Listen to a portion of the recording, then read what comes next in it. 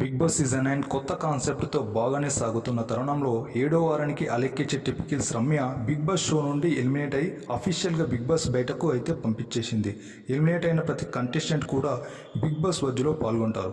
Buzz host Shivaji అలెక్కించే టిపికల్స్ పైన పర్షల వర్షం కురిపించాడని చెప్పాలి. కాంట్రవర్సీలతో బిగ్ బాస్ హౌస్లోకి ఎంట్రీ ఇచ్చిన అలెక్కించే టిపికల్స్ ఇంత తొందరగా పికిల్ తినేసి ఆడియన్స్ బయటకు పంపిస్తారని ఎవరూ ఊహించలేదు. నువ్వు బిగ్ బాస్ హౌస్లో తనుజను టార్గెట్ చేయడం వల్లే నిన్ను ఆడియన్స్ బయటకు పంపించారు తెలుసా అని అంటే తనకంత సీన్ లేదంటూ తనేమన్నా తోప అని చెప్పుకొచ్చింది అలెక్కించే టిపికల్స్.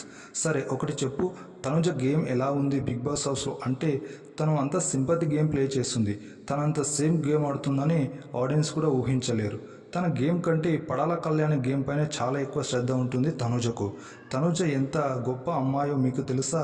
వైల్డ్ కార్డర్తో ఎంట్రీ ఇచ్చినటువంటి దువ్వాడ మాధురినే తన వైపు తిప్పుకునేలా చేసుకుంది. అంత మ్యానిపులేటెడ్ తను. ఇంతవరకు బిగ్ బాస్ హౌస్లో తనుజ గేమ్ ఆడిందే లేదు, కానీ బిగ్ బాస్ హౌస్లో ఎందుకు ఉందో నాకు అర్థం కాలేదు.